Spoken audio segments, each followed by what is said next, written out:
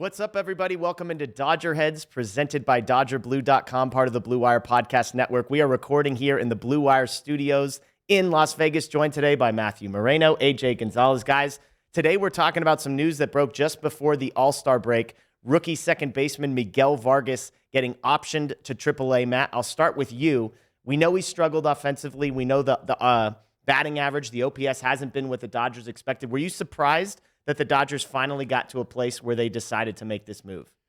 I'm not surprised that it happened. I'm definitely a little surprised with the timing. I didn't think it'd be this quick. You know, Dave Roberts was just asked about it last week, and like, hey, is it something you guys would consider doing, sending Miguel Vargas down to the minors, considering his struggles, considering Mookie Betts being able to play shortstop and second base? And he said, yeah, everything needs to be on the table. And so when he said that, I thought, okay, like this is something that could potentially end up happening. Yeah. I didn't necessarily think it would happen now, this soon. The timing of it, I guess, then on the other hand, though, does sort of make sense from the standpoint of it starts the clock of when you might want to potentially recall him and how many times he'll end up missing with the Dodgers. It still is a little awkward, though, because the minor leagues are on their All-Star break, too. So, like, he's not going down there and playing a bunch of, minor league games for the time being. But if he's down there for 2-3 weeks, then, it won't end up mattering much. Yeah, and AJ, I'm curious for you, Miguel Vargas, this is a guy who everyone assumed the offense would come. I mentioned 672 OPS. If you look at the Baseball Savant stuff, he's a bottom 15% guy in exit velocity, hard hit rate, expected batting average, expected slugging. His defensive numbers, outs above average, also poor. He does have above average strikeout rate, whiff rate, walk rate, chase rate. So it's not all bad. But given what we've seen, a half season of Miguel Vargas at the major league level, how concerned are you about his ability to eventually figure it out? Is this a blip in the radar for a guy who's going to be fine? Or do you feel like you're seeing some stuff that make you wonder, man, is this guy ever actually going to be the prospect, potential second baseman that we hoped?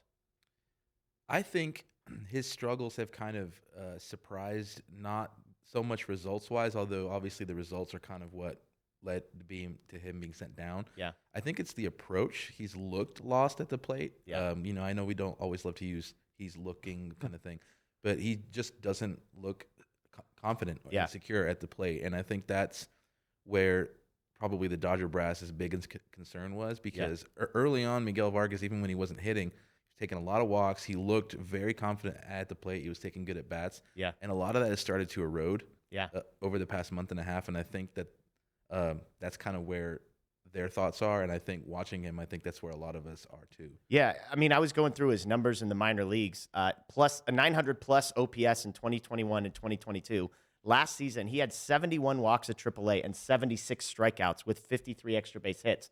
So the expectation was this is a guy who's not going to strike out a lot, which we've seen. He's going to walk a lot, which we've seen.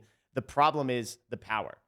He is not striking out a ton. He's above average in that category in walk rate, but he just doesn't hit the ball hard, and I think that's the problem. I thought this quote was interesting from hitting coach Aaron Bates. Quote, he got into some bad habits from trying to protect the finger that he injured early in the season. It's been an uphill battle since. Matt, let me throw one comp at you. I was trying to figure out, have the Dodgers ever had a guy that they've sent down after some struggles and come back? And I looked at Gavin Lux's numbers. So 2019, 2020, he made 150 plate appearance, OPS of 650, a 29% strikeout rate, and a weighted runs created plus of around 70. He goes down to AAA in 2021, 74 plate appearances, hits 280, comes back 2021, 2022.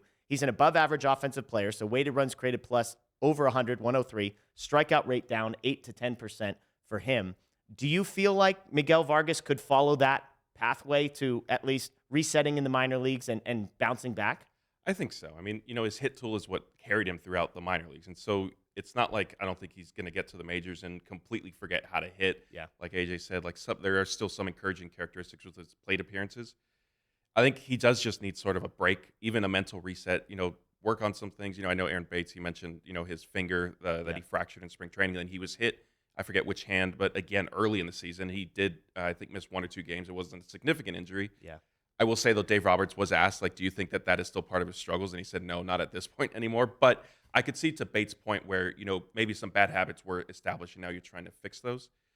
So, yeah, if Vargas spends 2 weeks, 3 weeks, Oklahoma City, even a month, I don't think it's the worst thing in the world if he finds himself and just gets confident, sees some hits again, comes back up, and then, you'll see what he could do at that point. Yeah, and Chris Taylor expected back for the Dodgers as kind of part of the solution. So whether that's in the outfield with Mookie Betts coming to second base or him playing some second base, of course, I think in our room, there's some hope that Michael Bush maybe gets a little bit more run, although I don't think any of us are optimistic about that. So that's the news. Miguel Vargas optioned to AAA. We'll see how long he is down there. We'll see if he can figure some stuff out in the meantime. That's Matt Moreno. That's AJ Gonzalez. My name is Jeff Spiegel. As always, thanks for joining us here on Dodger Heads, presented by DodgerBlue.com, live from the Blue Wire studios here on the Las Vegas Strip. We appreciate you. As always, go Dodgers.